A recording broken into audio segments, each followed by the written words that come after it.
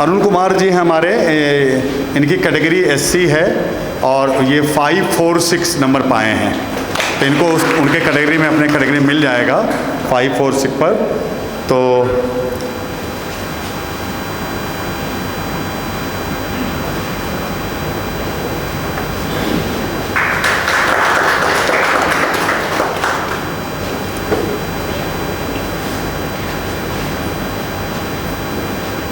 तालियां बजाते रहिए।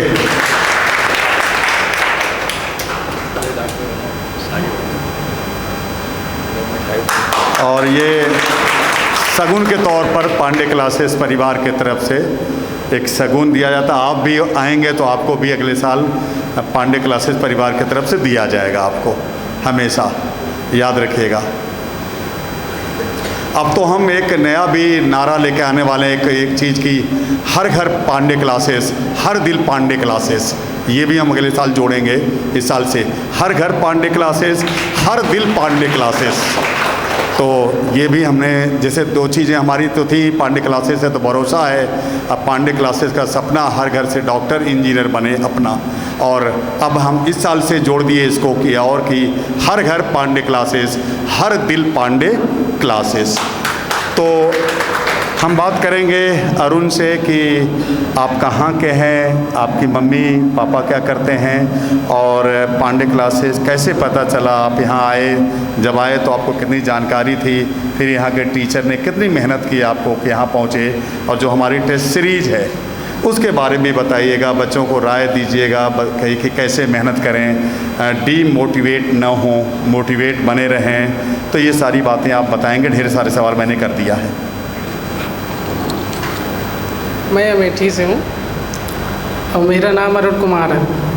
546 नंबर मेरे आए हैं, और मेरे घर वाले कोई मतलब मेरी मम्मी जो हैं हाउस वाइफ हैं और पिताजी बाहर रहते हैं, और घर वाले पढ़ाना चाह रहे थे तो हम पढ़े, और हमारे घर में कोई पढ़ा लिखा और नहीं है, और गांव वाले कह रहे थे तुम्हारे बस का ये सब नहीं है, तुम सब कर नहीं पाओगे, ये सब ये बहुत बड़ी पढ़ाई है। तो हमने हार नहीं माने, हम करके दिखाएंगे कैसे नहीं होगा, और सब कर सकते तो हम क्यों नहीं कर सकते। तो मैंने चले गए, पहले कानपुर गए थे तो वहाँ मैं पढ़ रहा था, तो बहुत केमिस्ट्री बायोलॉजी ज़्यादातर कैटेगरी वाले फोकस करते हैं, फिजिक्स फोकस करते ही नहीं। तो मेरे फिजिक्स में 10-12 क्वेश्चन सही होते थे। तो पिछली बार मेरे 380 नंबर आए थे। तो मैंने फिर कुछ दोस्त वहाँ साथ में मिले तो बताएं कि यहाँ पांडे क्लासेस है इलाहाबाद में, वहाँ आ जाओ, फिजिक्स बढ़िया पढ़ाते हैं। तो मैंने इस साल वो कोशिश की, यहाँ पे आए, कुछ लोग यहाँ रहते हैं ना पास में, तो वहाँ रहते थे, तो वहाँ से फिजिक्स मैंने पढ़ी, और फिजिक्स मेरे 26 क्वेश्चन सही हुए, और केमिस्ट्री भी अच्छे क्वेश्चन सही हुए 37 ठीक, और 85 क्या बोलते हैं बायो सही हुए थे। 85 बायोलॉजी सही करते हैं। इस वजह से मेरा अच्छा नंबर आ गया, और मुझे आशा नहीं थी कि इतना फिजिक्स कर ले जाएंगे, क्योंकि 10 क्वेश्चन करने वाला कोई 26-27 क्वेश्चन कैसे कर पाएगा। सही बात। और टेस्ट भी अच्छा था, टेस्ट डेली देते थे जब होता था, मतलब टेस्ट पूरे साल देना चाहिए, ये नहीं कि बीच में छोड़ दो और फिर छोड़ के करो। तो इसलिए टेस्ट रेगुलर देना चाहिए, जो भी हो, फुल लेंथ या फिर टॉपिक वाइज हो या यूनिट वाइज जो भी हो, तो टेस्ट देना चाहिए, और एनालिसिस भी अच्छे से करनी चाहिए कि जो मेरा क्वेश्चन गलत हुआ है, कैसे गलत हुआ, उसे मिलाना चाहिए मॉड्यूल से या फिर एनसीईआरटी से। और सर के मॉड्यूल वैसे भी एनालिसिस करके बनाए रहते हैं, इसलिए कि मॉड्यूल पे ज़्यादा ध्यान दीजिए। और जो है कि केमिस्ट्री के लिए भी बढ़िया रहता है, आर के सर बढ़िया पढ़ाते हैं केमिस्ट्री, और बॉटनी क्या बोलते हैं सर का नाम बोले, सुमन सर। होता है सर ज़्यादा फिजिक्स में फोकस किए थे ना। हाँ। सर इसलिए तो बायो और केमिस्ट्री तो मैं NCERT से ही पढ़ा था, फिजिक्स पे ज़्यादा ध्यान दिया था इसलिए सर। बहुत अच्छा, बहुत अच्छा, बहुत अच्छा। बच्चों देखिए, एक बात यहाँ पे है कि आपने भी काफ़ी मेहनत किया और बड़ा स्ट्रगल किया। इन्होंने एक बात बोला कि हम कम नंबर पाने वाले इतना नंबर लाए तो खुशी हुई, पर इन्होंने इसके पहले एक वर्ड और बोला था कि हमारे गांव से लोग बोले कि तुम नहीं कर पाओगे। तो फिर ये देखिए इनके अंदर क्या है, जिद है। अरे नहीं, मैं क्यों नहीं कर पाऊँगा, मेरे को करना ही है। तो जो भी जिद्दी होता है ना, वो आगे बढ़ता ही है। और फिर इन्होंने अपनी जिम्मेदारी भी समझी कि अगर हम नहीं करेंगे, हम नहीं पढ़ेंगे, तो फिर ये हम अपने घर परिवार को मुश्किलों से कैसे निकाल पाएंगे। तो ये इनकी जिम्मेदारी है, इन्होंने अपनी जिम्मेदारी लिया और इन्होंने अपने परिवार के लिए, अपने घर के लिए, मम्मी पापा के लिए लगकर पढ़े। लोगों ने इनको डिमोरलाइज़ किया, लेकिन इनके अंदर वो जिद था कि नहीं मैं करूँगा। बच्चों जिद्दी तो होना ही चाहिए कि हमें ही अच्छा करना है। और सही बात यही है ना कि पेरेंट्स के लिए कौन करेगा, आप ही तो करेंगे। इस देश का बेटा बेटी भी तो कोई होना चाहिए। मम्मी पापा के तो बहुत सारे बेटे हैं, बेटी हैं सबके, लेकिन इस देश का कौन बेटा है, इस देश का कौन बेटी है। तो देश का बेटा और बेटी बनना है और इसके लिए आपको तपना ही पड़ेगा। और बच्चों सबके लिए काम करना पड़ेगा, अपने लिए कुछ नहीं करना, सबके लिए करना पड़ेगा। और आप सोच लिए आपका जीवन ही यही, आपका काम ही यही है कि सबके लिए करना है और सबके लिए ही करना होगा और सबको आगे बढ़ने के लिए करना होगा। तो इन्होंने काफ़ी स्ट्रगल किया, इनके बातों से भी लग रहा है। और मुश्किल था, इनको फिजिक्स में डिफ़िकल्टी थी, अक्सर बताते भी थे सर बायोलॉजी तो याद कर लेते हैं और केमिस्ट्री में भी कुछ याद होता, सर फिजिक्स तो लगता ही नहीं है। और बस उसी पे लगे रहते हैं, अपना दिन भर क्वेश्चन, 4 क्वेश्चन 5 क्वेश्चन नया सीखना, बार बार रिवीजन करना। और वो स्ट्रगल जो जिनका लाइफ है, स्टाइल है ना, इनको बहुत ग्रेट बनाएगी, ये बहुत आगे बढ़ेंगे। और मैं जब ये बात बोलता हूँ कि मुश्किलें होती हैं, मुश्किलों से घबराना नहीं चाहिए, तो बच्चों मुझे एक बच्चे की याद आती है पिछले साल के लास्ट ईयर में। एक बच्चे का नंबर अच्छा नंबर था और हमें याद है 642 या 646 नंबर था, और वो भी SC कैटेगरी का ही था बच्चा और 646 नंबर था। और वो पढ़ने में अच्छा था, मेहनत बहुत करता था। और जब रिज़ल्ट आया तो वो उसका मैसेज उसे आता रहता था, तो मैंने मैसेज किया, मैंने कहा कि रिज़ल्ट आ गया है तो तुम कल आ जाना। तो फिर उसको नहीं पढ़ पाया होगा, तो मैंने कॉल किया, फ़ोन किया कि तुम आना, रिज़ल्ट आएगा, कल आ रहा है तुम आना। तो उसने बोला कि सर हम नहीं आ पाएंगे, हम तो उत्तराखंड में है, कोई जगह का नाम बताया, उत्तराखंड में है, सर हम नहीं आ पाएंगे। तो मेरे को बड़ा दुख हुआ कि बताइए, मैंने बच्चों को देख देख कर पढ़ाता रहता हूँ, क्लास में मैं रहता हूँ तो बच्चों पे भी फोकस करता हूँ, मैं घर भी जाता हूँ तो यही सोचता रहता हूँ, मैं कहीं भी रहता हूँ, मेरे जीवन में कोई काम ही नहीं है, केवल बस इतना ही काम है कि कौन बच्चा अच्छा कर सकता है, कौन बच्चा अच्छा कर सकता है, और किस बच्चे ने मुझसे कोई सवाल पूछा और मैं मान लीजिए कि बहुत सारा भीड़ में नहीं बता पाया हो, तो मैं सोचता हूँ कि ये सवाल मैंने बच्चे को शायद बताया नहीं गया। फिर मैं दूसरे दिन उसको बुलाता हूँ या क्लास में बोलता है, बताओ तुम्हारा कौन सा सवाल था, अच्छा हाँ ठीक है ये सवाल था। तो वो बच्चा बोलता भी कई बार, सर आपने बता दिया था, ठीक है। तो बड़ा दुख हुआ था कि मैं इतना सब सोचता रहता हूँ और ये बच्चा बोल रहा है कि मैं सर उत्तराखंड में हूँ, मैं आ नहीं पाऊँगा, इसे तो आना ही चाहिए। फिर मैंने कोई बात नहीं किया, मेरे को तकलीफ़ हुआ। फिर बच्चों जब वो आया, एक दिन पहले जब आना हुआ उसको, तो बोला सर कल आ रहे हैं। तो मैंने बोला कि कल आ रहे हैं, अभी क्यों आ रहे हो, अब मत आओ। मैंने भी ऐसे बोला मत आओ, जब बच्चों को तुमसे कुछ मिलना था जो यहाँ पे बच्चे पढ़ते हैं, उस दिन तो आए नहीं, ठीक है लेकिन मैं टीचर हूँ। मैंने कहा तुम आओ और अच्छा नंबर पाए हो, आओ ज़रूर आओ कोचिंग। जब बच्चा आया तो आने के बाद मेरे पैर पे अपना सर रख दिया और इसके बाद फिर बोला सर हम आ नहीं पाए क्योंकि सर दीदी की शादी थी, हम और मेरे बड़े भैया और पापा तीनों लोग वहाँ पे एक कॉन्ट्रैक्टर के अंदर में काम कर रहे थे और वहाँ पे नहर बन रही थी और वो कॉन्ट्रैक्टर हमको छुट्टी नहीं दिया, आने नहीं दिया, बोला कि जाने नहीं दूंगा, आने ही नहीं दिया, इसलिए सर नहीं आ पाया। मैंने कहा कि अच्छा क्या कर रहे थे? तो वहाँ पे वो काम कर रहा था बच्चा, रोज़ के पर डे का जो काम होता है, जैसे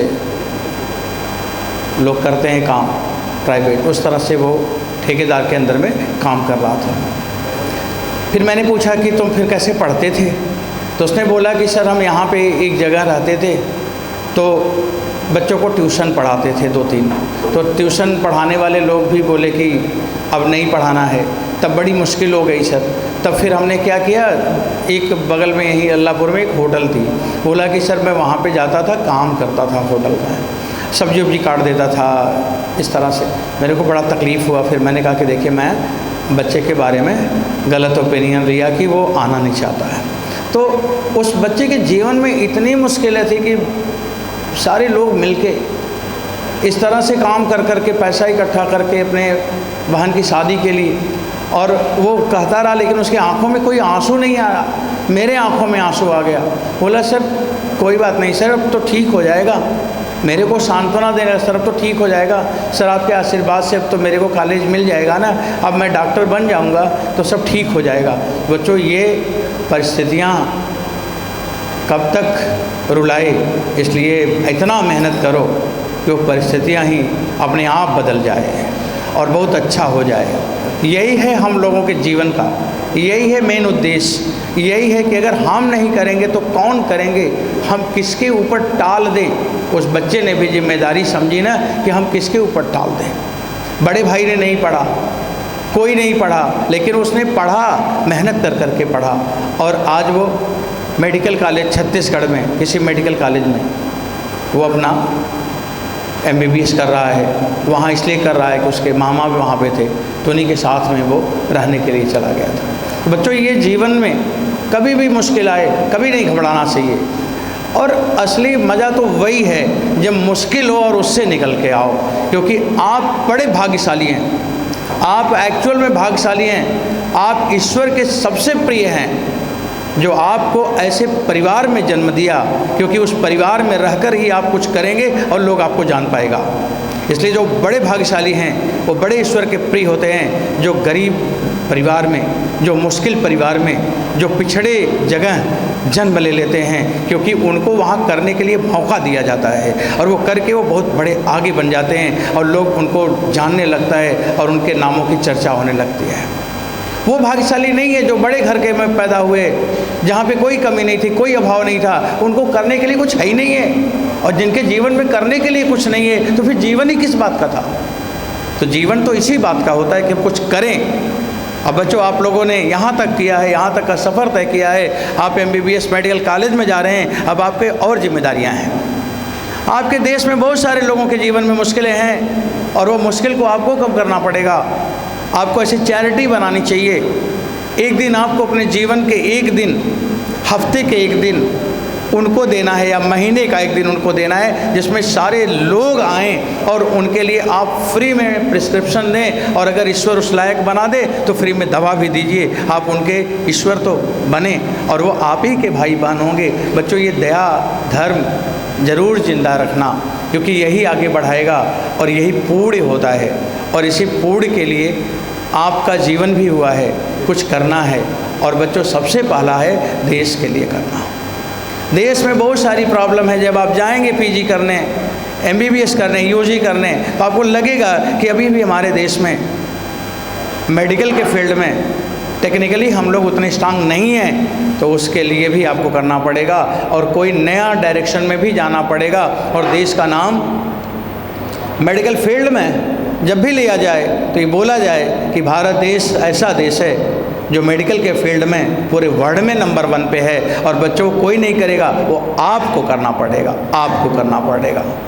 मैं यही चाहता हूँ और मेरे को पूरा विश्वास है कि आप लोग जितने ज़िद्दी हो, आज मैंने जितने बच्चों से मिला सब जिद्दी बच्चे थे और सब ने मुश्किल परिस्थितियों में हार न मानकर लगातार मेहनत करके आज यहाँ तक आए हैं। बच्चों, ये आदत नहीं छोड़ना है और अभी बहुत काम करना है, बहुत बात बाकी है और ईश्वर आपको उस लायक बना रहा है, आपके ऊपर उसकी कृपा है, आप करें और आपको करना ही है। और यही मैं भी सोचता रहूँगा कि मेरे पढ़ाए हुए बच्चे, वो जो फूल मैंने यहाँ पे देखा है, वो फूल कभी मुरझाना उसको नहीं है, वो हमेशा ऐसे ही खिला रहेगा और उसको देखकर लोग भी खुश होते रहेंगे। बच्चों, यही जीवन की सार्थकता है। तो आप लोगों ने बहुत अच्छा किया, बड़ा खुशी हुआ। और टीचर के जीवन का ये क्षण ही उसके जीवन का सबसे इम्पोर्टेंट क्षण होता है। वो इसी के लिए लगा रहता है और उसको यही मिलता है और इसी एनर्जी से वो लगातार साल भर बिना थके काम करता रहता है। तो बच्चों, आप लोगों ने बड़ा अच्छा किया, आपके जीवन अच्छे हों, आप बड़े डॉक्टर बने, ईश्वर आपको हमेशा आगे बढ़ाए। आप सभी लोगों को बहुत बहुत बधाई, बहुत बहुत शुभकामनाएं। अरुण ने देखिए एक बहुत बड़ी बात की कि गांव के कुछ लोग कहे कि ये बड़ा एग्ज़ाम है, तुम नहीं निकाल सकते। ये अरुण ऐसे नहीं हैं, ऐसे तमाम बच्चे हैं जिनको गांव के लोग कहे होंगे, रिश्तेदार कहे होंगे। मैं तो कहता हूँ कि किसी को बताइए भी ना कि आप क्या कर रहे हैं, चुपके से अपना काम करिए, है ना, चुपके से इतना काम करिए। जब सफलता मिलेगी ना तो चारों तरफ शोर मच जाएगा कि आपने किया अच्छा। तो बड़े ही सावधानी से तैयारी करना है और बहुत ही आगे जाना है और आगे जाने के बाद ये भूल नहीं जाना है कि हम किस परिस्थितियों में थे, कहाँ थे, हम तैयारी करने लायक नहीं थे, पैसे नहीं था। गरीबों की भी मदद करनी है आपको। कम से कम 30 दिन में एक दिन भी आप गरीबों को फ्री में देख लेंगे तो ये आपके जीवन की महान उपलब्धि होगी और हम लोगों पांडे क्लासेस परिवार के लिए भी बड़ी उपलब्धि होगी। तो ऐसा मन में ज़रूर रखिएगा कि एक दिन हमें फ्री में देखना होगा। 1 महीने में 1 दिन आप देख लीजिएगा, बाकी 29 दिन पैसा लेके देखिएगा। और उसमें गरीब जब देखिएगा तो आप बहुत ऊपर उठ चुके होंगे, उसमें कोई जाति धर्म आपको देखना नहीं है। गरीब गरीब होता है, धनी धनी होता है, चाहे भी किसी भी जात का, किसी भी धर्म का हो। अब मैं आर के सर से भी चाहूँगा कि वो भी 2 शब्द जो बच्चे सेलेक्टेड हैं उनको आशीर्वाद के रूप में प्रेषित करें। आर के सर। सभी लोगों को मेरी तरफ से बधाई सिलेक्शन के लिए, नीट यूजी के लिए, और आगे जाके आप वहाँ कॉलेज में मेहनत करें और नीट पीजी निकालें। सर ने भी कहा ना कि आप गरीबों को जा कर के जब डॉक्टर बन जाए तो चेक करें, एक दिन दे दीजिए। हमको ये लगता है, कई बार हम देखते हैं गांव में, अपने गांव जाते हैं कि अभी आज से लास्ट ईयर एक हुआ था कि हमारे गाँव में एक लोग थे, बीमार हुए और फाइनेंशियली प्रॉब्लम थी। तो उन्होंने क्या किया, गांव के आसपास जो छोटे डॉक्टर होते हैं, डॉक्टर क्या कह सकते हैं, लोग फार्मेसी या कुछ करके खोल लेते हैं। उन्होंने वहाँ पे दवा कराया, जब उनका केस क्रिटिकल हो गया तो वो इलाहाबाद आए, फिर बचने का कोई चांस ही नहीं था क्योंकि इतना पैसा भी नहीं था, स्वरूप नहीं गए, लेकिन केस बहुत ज़्यादा क्रिटिकल हुआ था। सर के एक स्टूडेंट हैं संतोष, डॉक्टर संतोष जी, स्वरूप रानी में हैं, तो हम लोग वहाँ कॉन्टेक्ट किए उनसे, पर केस बहुत ज़्यादा क्रिटिकल हो गया, बच नहीं पाए। तो कुल मिला करके जब आप डॉक्टर बनेंगे और आप आगे जाएंगे तो आपको देख के और लोग मोटिवेट हो जाएंगे गाँव में, और लोग डॉक्टर बनेंगे। अभी लास्ट ईयर एक लड़का था यहाँ पे, अमित सिंह, वो अपने गांव के पहले डॉक्टर बने थे, 12 तहसील के हैं, वो अपने गांव के पहले डॉक्टर हैं। अब हमको बता रहे थे अभी कि सर हमारे गांव से 3-4 लड़के इस साल से वो लोग तैयारी करने लगे हैं, किसके लिए, कि नीट के लिए। तो जब आप डॉक्टर बन गए हैं तो अब आपके गांव के लोग और मोटिवेट होकर और डॉक्टर बनेंगे। जब सब लोग डॉक्टर बनेंगे तो आप सबको आगे लोगों को मौका मिलेगा, लोग आगे जाना चाहेंगे। और दूसरी बात, जब कोई बीमार होगा तो लोग ये भी देखते हैं कि हमारा कोई रिलेटिव डॉक्टर है क्या, थोड़ा हमको हेल्प मिल जाएगी। कई बार लोग दिल्ली एम्स जाते हैं तो पूछने लगते हैं कि सर आपको कोई स्टूडेंट है क्या वहाँ पर, KGMC जाते हैं पूछते हैं हमारा सर आपको स्टूडेंट है क्या, थोड़ा सा हमारी हेल्प हो जाए। पैसे के लिए हेल्प नहीं, मतलब किसी तरह आसानी से थोड़ा वहाँ मिल जाए, क्योंकि हर कोई प्राइवेट नहीं जा सकता है। तो बस यही है, आप लोग अच्छा करिए जा करके, नीट यूजी जैसे क्वालिफाई किए वैसे आप नीट पीजी जा करके आप बड़ी पोस्ट पाइए और आगे जा करके जहाँ से भी हैं देश के लिए, अपने गाँव के लिए, लोगों के लिए अच्छा करिए। धन्यवाद। एक बात और कहेंगे हम कि अगर आप डॉक्टर बनना चाहते हैं और आपको फाइनेंशियल प्रॉब्लम है तो आप पांडे क्लासेस में आएंगे तो हम आपकी मदद ज़रूर करेंगे। हम ये फाइनेंशियल प्रॉब्लम को दूर करेंगे और ये चाहेंगे कि हम आपको पढ़ा करके डॉक्टर बनाएं। Thank you.